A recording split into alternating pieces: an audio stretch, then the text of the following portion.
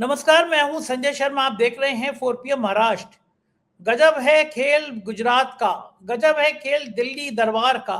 एक बलात्कारी को इतने वीवीआईपी तरीके से भगवान राम के मंदिर को दर्शन करा रहे हैं, पाप पड़ेगा इन लोगों पर। मैंने दैनिक भास्कर के राजनीतिक संपादक केपी मलिक से तमाम मुद्दों पर बातचीत की, पूछा कि आखिर मोदी जी संसद में क्यों नहीं आते और इजराइल ने जो पसीने छुड़ाए हैं अमेरिका के, उसका क्या हश्र होगा। शानदार बातचीत है, जरूर सुनिएगा, आपको अच्छी लगेगी। शुक्रिया, thank you. 4PM news network में बहुत बहुत स्वागत है केपी मलिक साहब, आपका हार्दिक अभिनंदन। धन्यवाद संजय जी, आपका भी और आपके दर्शकों का बहुत बहुत धन्यवाद। और जितना प्यार वो हमें देते हैं उनके लिए उनका विशेष धन्यवाद करता हूं और सबको शुभकामनाएं भी देता हूं जी। एक पिक्चर आई थी अनिल कपूर की, एक दिन का मुख्यमंत्री, और उसमें एक दिन में उन्होंने क्रांति कर दी थी। लोग बड़ा डिमांड कर रहे थे ऐसी होना चाहिए सीएम। जगदम्बिका पाल को चेयर पे बैठकर देखकर मुझे वो पिक्चर याद आ गई।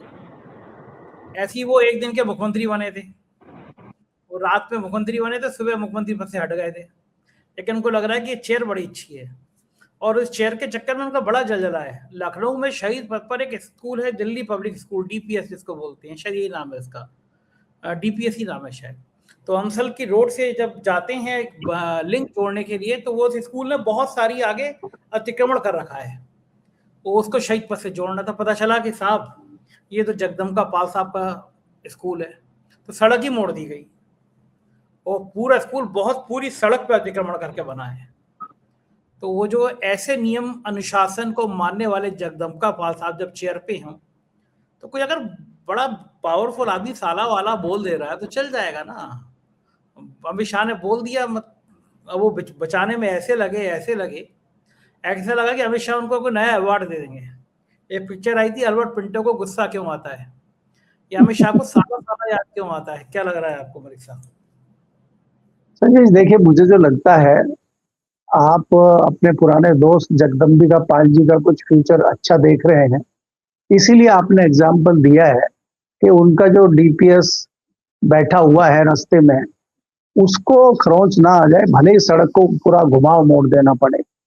तो आप क्या कहना चाहते हैं कि जगदम्बिका पाल को कोई दिक्कत ना हो, भले ही बिरला जी को शहीद करना पड़े, भले ही बिरला जी को कांग्रेस ना उखाड़ पाई हो, विपक्ष ना उखाड़ पाया हो, और जगदम्बिका पाल भी पुराने कांग्रेसी हैं, तो कहीं ना कहीं कांग्रेस के जीन तो दौड़ रहे हैं उनमें, पुराने कांग्रेसी हैं वो।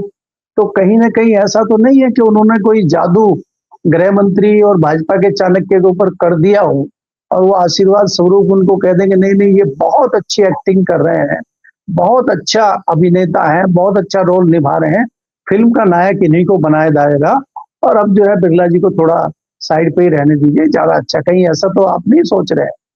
अगर आप ऐसा सोच रहे हैं तो देखिए, जगदम्बिका पाल जी उत्तर प्रदेश में मुख्यमंत्री भी रहे हैं। आपने तो एग्जाम्पल दिया है। मैं तो जगदम्बिका पाल की छोड़िए, मैं तो अमित शाह जी को प्रधानमंत्री बनने की भी सोच रहा हूँ, लेकिन योगी जी डंडा लेके मारेंगे अगर मैंने ऐसा सोच लिया। नहीं, यहाँ एक झटके में कई सारी चीजें होने वाली है ना भाई। जगदम्बिका पाल जी तो मुख्यमंत्री ऑलरेडी रह चुके हैं एक दिन के, तो उनको मुख्यमंत्री तो बनना नहीं है, तो वो स्पीकर या पीएम की सोच सकते हैं। दूसरी बात यह है कि जो गृह मंत्री जी हैं, जिन्होंने एक असंसदीय शब्द का आज प्रयोग किया है सदन में, तो वो भी नंबर 1 की कुर्सी की तरफ अग्रसर हैं और योगी जी का सोटा भी घूम रहा है। लेकिन योगी जी के सोटे में अमित शाह जी को याद आ रहा होगा कि योगी जी ने एएनआई वालों को इससे भी बड़ा कह दिया था। तो जो कंपटीशन में है योगी जी के, तो अगर योगी जी कह सकते हैं तो फिर वो भी साला उनसे आगे है। जी जी आगे। तो ये परंपरा है, ये चूतिया साला। हम लोग कहेंगे मैं भी किसी भाषा बोल रहा हूँ, लेकिन हमारे हम नेता लोग बोल रहे हैं चूतिया साला, जो देश को चला रहे हैं, तो फिर हम भी बोल सकते हैं। आप इस पे तत्काल क्षमा भी मांग लीजिए, क्योंकि उन्होंने तो मांगी नहीं, उन्होंने तो कहा कि संसदीय से इसको हटा दीजिए। तो आप जो है क्षमा मांग लीजिए, वो ज्यादा अच्छा है। हमें तो कम से कम इस तरह के शब्दों का प्रयोग नहीं करना चाहिए। खैर संजय जी, बात यह है, अगर आप देखें जिस तरह के हालात आज देश में चल रहे हैं, मुझे सबसे अनोखी बात यह लग रही है कि अमेरिका लगातार टिप्पणियां कर रहा है। 100 बार से अधिक बेइज्जती कर चुके हैं ट्रंप देश की, और अब तो ट्रंप से के नीचे वाले जो लोग हैं उन्होंने शुरू कर दिया। आपने देखा, पहले उनके एक डिप्टी सेक्रेटरी आए और उन्होंने कहा कि हम जो है भारत को चाइना की तरह नहीं करने देंगे। जैसे हमने 20 साल पहले गलती की थी चाइना के साथ, वो हम भारत के साथ नहीं करेंगे। भारत को किसी भी कीमत पे आगे नहीं बढ़ने देंगे। और कल जो है एक उनकी प्रेस सेक्रेटरी है, उसने ये कह दिया कि भारत के जो लोग हैं, भारत के जो मंत्री हैं, वो बहुत अच्छे एक्टर हैं। यानी कि उनको अभिनेता बता रही है, उनको कलाकार बता रही है, और हम लोग चुप्पी साधे बैठे। हमारी इतनी हिम्मत नहीं है कि मैडम आप ये क्या कह रही हैं। दूसरी बात संजय जी ये है कि आज देखिए देश में जो सबसे महत्वपूर्ण व्यक्ति हैं, वो 3 महत्वपूर्ण व्यक्ति हैं मेरी नजर में, जिनको पार्लियामेंट में भी स्टेटमेंट देना चाहिए, देश को भी स्टेटमेंट देना चाहिए और विदेश को भी स्टेटमेंट देना चाहिए। नंबर 1 पे मोदी जी देश के प्रधानमंत्री हैं, उनको देश को बताना चाहिए। अरे हमारा पड़ोसी देश है पाकिस्तान छोटा सा, उसके प्रधानमंत्री ने भी अपने लोगों से अपील की है कि भाई थोड़ा सा ईंधन कम यूज करिए, बचाइए, ये करिए। हमारे प्रधानमंत्री जी रैली में घूम रहे हैं केरल में, वहां कांग्रेस को बता रहे हैं कि कांग्रेस कुछ नहीं करने दे रही, वो अभी भी कांग्रेस के पीछे पड़े हुए हैं और देश में हालात बद से बदतर होते जा रहे हैं। आज सबसे ज्यादा जो लाइन लगी है, सबसे ज्यादा मार पिटाई एलपीजी गैस पर हुई है, वो उत्तर प्रदेश में हुई है, गोरखपुर में, नोएडा जैसी जगहों में रेस्टोरेंट बंद हो गए हैं। और अलग अलग राज्यों से बड़ी गंभीर तस्वीरें आई हैं जहां पे लंबी लंबी लाइनें लगी हुई है। और अभी तो भाई साहब 12 दिन हुए हैं। दूसरे महत्वपूर्ण व्यक्ति हमारे पेट्रोलियम मिनिस्टर, वो बताएं कि हमारे पास कितना स्टॉक एलपीजी का है, कितना पेट्रोल का है, कितना डीजल का है।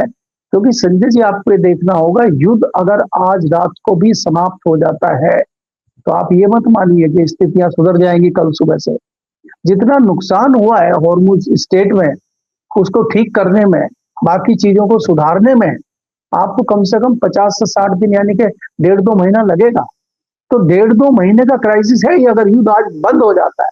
और युद्ध अगर बंद नहीं होता है फिर महीनों की गिनती आप छोड़ दीजिए। तीसरे जो हमारे व्यक्ति हैं, जो गाय बगाए पार्लियामेंट में दिख जाते हैं, हमारे विदेश मंत्री, और उनकी आवाज जो है बहुत कम निकलती है, धीरे निकलती है, कई बार तो निकलती ही नहीं है, वो भी गायब है। तो जब देश के इतने महत्वपूर्ण व्यक्ति गायब हैं तो देश किस ओर जा रहा है, हमारे पास क्या है, नहीं है, हमें कुछ पता ही नहीं है देश में। ये कह रहे हैं कोई चिंता वाली बात नहीं है। ये तो इस तरीके से कर रहे हैं कि जैसे बिल्ली का हमला होने वाला है और कबूतर ने आंखें बंद कर ली है। तो ये कह रहे हैं चुप्पी साध लो, हर चीज पे चुप्पी साध लो, कुछ भी हो कुछ मत बोलो। अगर कोई विपक्ष सवाल पूछे तो उस पर कांग्रेस कहकर नेहरू पे हमला कर दो, कोई पत्रकार पूछे तो उसको जेल में डाल दो, कोई ट्वीट करे उसका ट्वीट हटवा दो, कोई कार्टून बनाए उस पर एफआईआर कर दो। ये उस काम पे लगे हुए हैं, लेकिन ये अपनी गलती को स्वीकार करते हुए उस गलती को ठीक करने की कोशिश नहीं करेंगे। ये लोगों को लपेटने पर लगे हुए हैं। तो ये देश का हाल है। आप ये देखिए कि क्या प्रधानमंत्री जी को ये आभास नहीं था जब ये इजराइल से आए थे कि इस तरह की परिस्थितियां बन रही हैं? और क्या उन्होंने इस तरह का 10 दिन का भी आपने स्टॉक नहीं रखा था क्या? हमें तो 12 दिन में ही चू बोल गए हम तो हमारे पास स्टॉक कहाँ है? हम कर क्या रहे हैं? और आप दुर्भाग्य देखिए देश का कि देश में बहस हो रही है एक स्पीकर के अविश्वास प्रस्ताव पे। यहां तो मैं विपक्ष को भी जिम्मेदार मानता हूं। विपक्ष ने क्यों नहीं कहा कि हम इसको स्थगित करते हैं? विपक्ष को मालूम था कि हमारा प्रस्ताव गिर जाएगा और विपक्ष इसको बहुत अच्छा मौका मिल गया था, बहाना मिल गया था। विपक्ष ये कहता कि अब हम छोड़ देते हैं, बिरला जी हमारे लिए बहुत महत्वपूर्ण नहीं है, हमारे लिए देश महत्वपूर्ण है। हमें बताया जाए कि देश में कितना स्टॉक है तेल का, कितना है एलपीजी का, और आज हम देश के साथ हैं, राष्ट्र के साथ खड़े हुए हैं। और मोदी जी आए और देश के साथ हम किधर, किसके साथ जाना है, किसके साथ नहीं जाना है, हमें बताएं। संजय जी आज हम कह सकते हैं क्या कि हम अमेरिका के साथ खड़े हैं, अमेरिका हमारा मित्र है? अगर अमेरिका हमारा मित्र है तो घड़ी घड़ी हमारी बेइज्जती क्यों कर रहा है? अगर रूस हमारा दोस्त है तो हमारे साथ क्यों नहीं खड़ा हुआ है? और हम अगर ईरान के साथ नहीं है तो मना क्यों नहीं कर रहे हैं कि हमारा ईरान से कोई लेना देना नहीं? ईरान का कितना बड़ा नुकसान हमने किया है कि हमारे यहाँ पर मेहमान बन के उनका एक जहाज आया है और जिसमें लगभग 100 लोग हैं, और वो हमारे यहाँ से जाते हुए जिनके पास हथियार भी नहीं थे, एक हिसाब से शांति सैनिक उसमें थे और उनको निशाना बनाया गया। वहां तो युद्ध क्षेत्र भी नहीं था, श्रीलंका के साथ तो युद्ध हो नहीं रहा है। हम ये कह के पल्ला झाड़ने के वो हमारी उसमें क्षेत्र में नहीं था, ये कह के पल्ला झाड़ने बच थोड़ी सकते हैं। हमारे यहाँ से गया है, कम से कम निंदा तो करें, हम कुछ तो कहें। हमारी हिम्मत ही नहीं हो रही कुछ करने की। तो हम कर क्या रहे हैं, हमें कुछ पता ही नहीं है। क्या कहीं कल को ऐसी स्थिति तो नहीं बन जाएगी कि हमें कोई जरूरत ही नहीं है संविधान की, जरूरत ही नहीं है किसी पार्लियामेंट की, जरूरत ही नहीं है कहीं बहस करने की। जब हमें करना होगा तो प्रधानमंत्री जी आके संबोधन कर देंगे। देखिए, जिस बिरला को हटाने की बात आप कर रहे हैं, प्रधानमंत्री जी उनके राजस्थान में जाके उनकी तारीफ कराए। क्या तारीफों के पुल बांधे हैं। देखिए, जैसे ही स्टीम फाइल में नाम आया हमारे हरदीप पुरी जी का, उनको बधाइयां देनी शुरू कर दी प्रधानमंत्री जी ने। वहां तो बहुत अच्छा स्टेटमेंट प्रधानमंत्री जी का आ रहा है, बाकी जगह स्टेटमेंट नहीं आ रहा। तो इसके क्या कारण है, इसके क्या मतलब है, ये कारण भी हमें जानने होंगे, समझने होंगे। बात तो ठीक है आपकी मलिक साहब, लेकिन एक बात समझ में नहीं आती कि प्रधानमंत्री जी संसद में आते क्यों नहीं। उनको राहुल गांधी की शक्ल पसंद नहीं है, प्रियंका गांधी की बातचीत पसंद नहीं है। कारण क्या है, वो पार्लियामेंट से भागे भागे क्यों रहते हैं। भाई सदन है, उसके हाउस के नेता है वो, लेकिन वो उनका मन ही नहीं लगता सदन में। ऐसा क्यों है, कारण क्या है। संजय जी, आप देखिए कि प्रधानमंत्री जी जिस प्रकार से डरे हुए हैं और जिस कारण से डरे हुए हैं, वो आप भी जानते हैं, मैं भी जानता हूं, प्रधानमंत्री जी भी जानते हैं, विपक्ष भी जानता है, राहुल गांधी भी जानते हैं। राहुल गांधी ने जो सवाल पूछे हैं, उन सवालों के जवाब से मोदी जी डरे हुए हैं। और आप ये सच मान लीजिए कि ये जो अविश्वास प्रस्ताव आया था स्पीकर के खिलाफ, ये स्पीकर के खिलाफ नहीं आया था, ये मोदी जी के खिलाफ आया था। स्पीकर क्या करेगा। स्पीकर तो वो आज तो कह दिया वेणुगोपाल ने पार्लियामेंट, स्पीकर तो बहुत अच्छे हैं ओम बिरला जी, बस उनको प्रधानमंत्री के दबाव में है। अब आप बताइए कि अगर अमेरिका हमारी बेइज्जती कर रहा है तो उसमें ओम बिरला जी क्या करेंगे। अगर देश में कोई दूसरी चीजें हो रही हैं, ईरान के साथ हमारी विदेश नीति ठीक नहीं चल रही है, उसमें ओम बिरला जी क्या करेंगे। तो ये जो अविश्वास प्रस्ताव था, ये सीधे सीधे ना करके बिरला जी के थ्रू मोदी जी के खिलाफ था।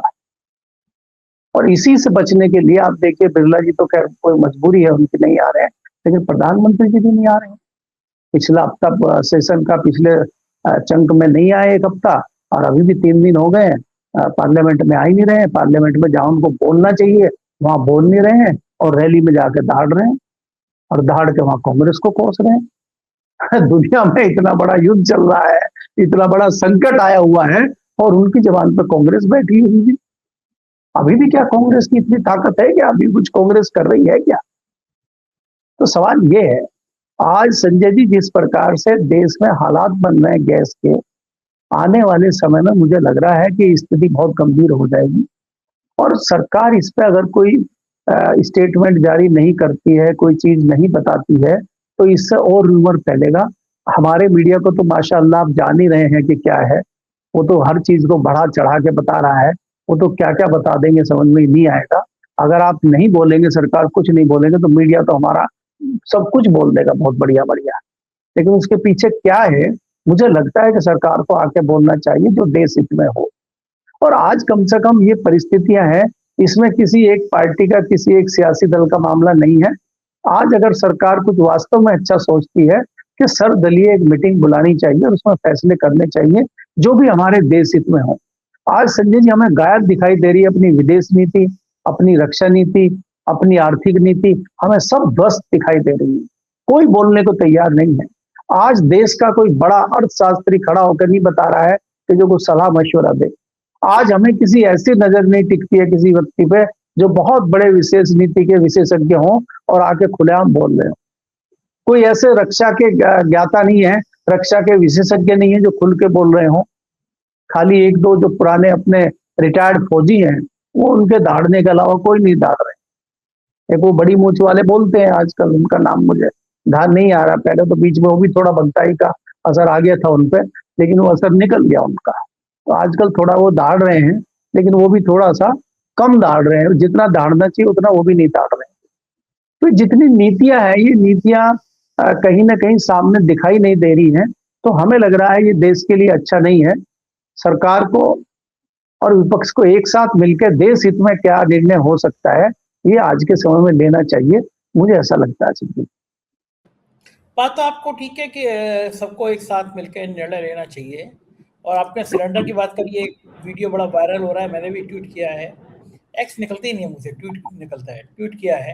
वो अभी चिल्ला रहा है कि हमें रोटी नहीं चाहिए, हमें गैस का सिलेंडर नहीं चाहिए, हमें मंदिर चाहिए। तो मैंने वो ट्वीट किया कि जो इन लोगों की तमन्ना थी वो तो मिल गया है इनको, तो सिलेंडर की काय की जरूरत है, चूल्हे पे खाना बना लो। नहीं, लेकिन संजय जी, जिस मंदिर की आप बात कर रहे हैं अयोध्या में, तो वहां राम रसोई बंद हो गई आज, ये खबर नहीं है आपको? और राम रसोई बंद करके उस पे वो लगाया गया है, वहां पे नोटिस लगाया गया है कि एलपीजी गैस खत्म होने के नाते, ईरान का युद्ध चलने के नाते गैस खत्म हो गई है, इसलिए राम रसोई बंद कर दी गई है। और मंदिर बना के क्या करेंगे आप जब रसोई नहीं चल रही वहां पर? राम रसोई भाई अयोध्या में, बाकी तो छोड़ दीजिए आप। किसी अगर गोरखपुर में बंद हो जाए मठ में तो हमें समझ में आता है, लेकिन अयोध्या में राम रसोई बंद हो गई और सीता रसोई भी चल रही है क्या, ये भी देखना होगा, क्योंकि सीता रसोई भी वहां बहुत फेमस है।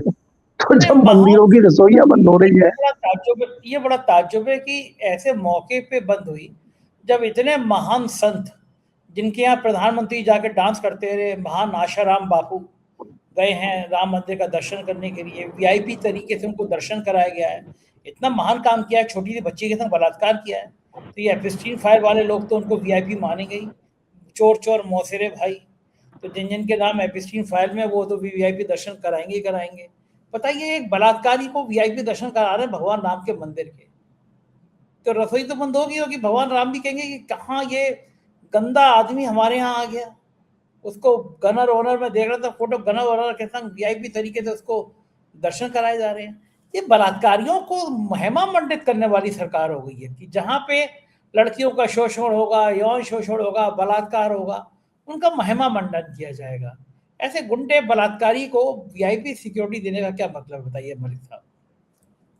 संजय जी वो तो सर्वविदित है, कितने बड़े व्यक्ति हैं वो, और वो कई बलात्कार के केस में, मर्डर के केस उनके ऊपर चल रहे हैं, लगातार लंबे समय से जेल में है, जाने माने संत हैं, आज भी वोटों को प्रभावित करते हैं, वोट तो लेने हैं, वोट के लिए कुछ भी करेगा।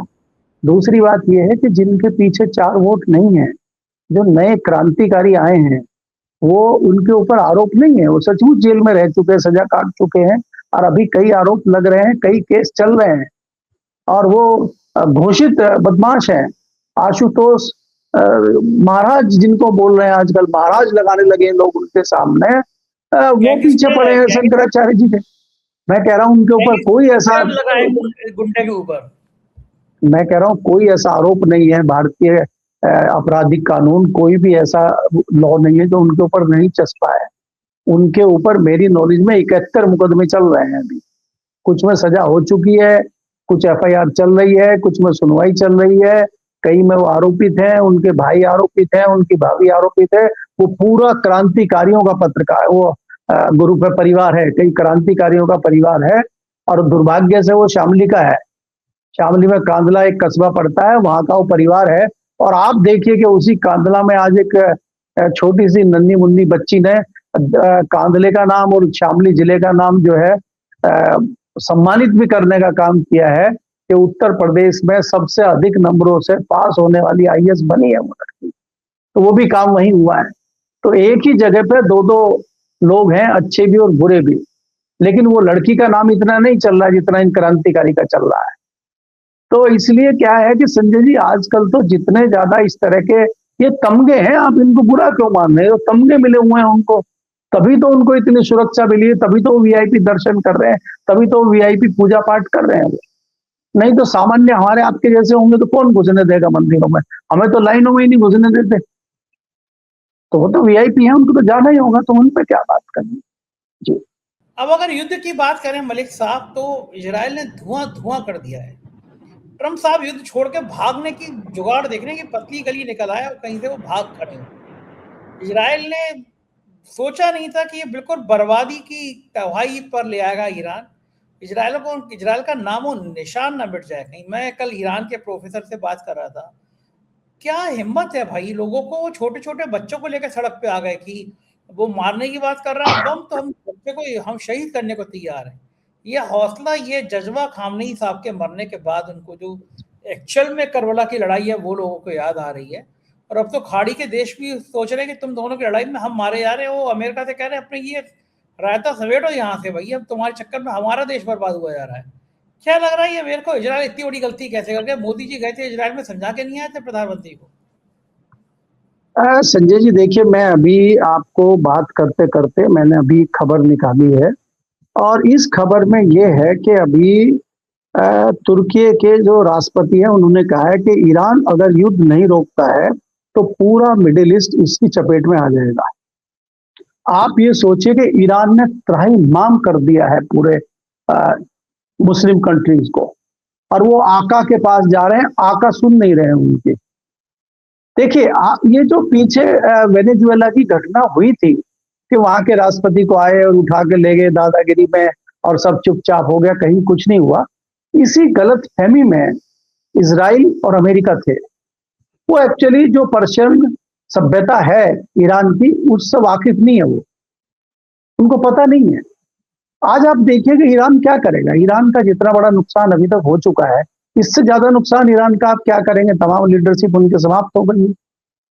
ईरान अपने अस्तित्व की लड़ाई लड़ रहा है, और ईरान तो कह रहा हमें तो खत्म होना ही है, लेकिन आपको खत्म करके हम खत्म होंगे। तो उनके पास अब खोने को कुछ नहीं है, और उनको अपना देश बचाने के लिए, अपने लोगों को बचाने के लिए उनके पास भावना भी है लड़ने की, कारण भी है। जिस प्रकार से आपने स्कूलों पे हमले करके नन्ही बच्चियों की जान ली है, ये कितना अमानवीय है।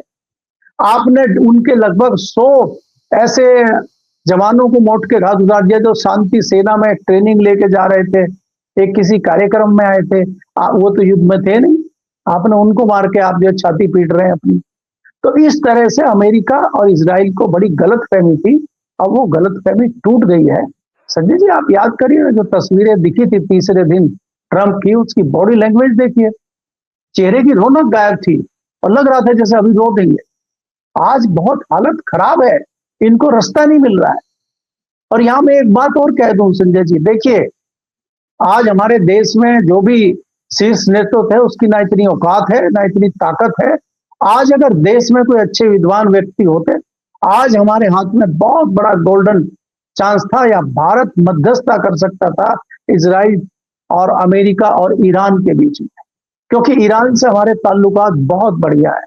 उनकी संस्कृति से कई सारी चीजें हमारी संस्कृति की मिलती जुलती है।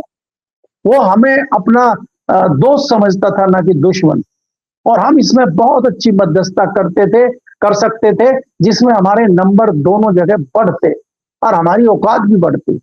आज तो हम क्या, वो वर्ड तो मैं यूज नहीं करूंगा, क्या बने हुए हम अमेरिका के लिए, हम तो जूते चाट रहे हैं उसके। तो हमने तो ये विदेश नीति अपनी बना रखी है।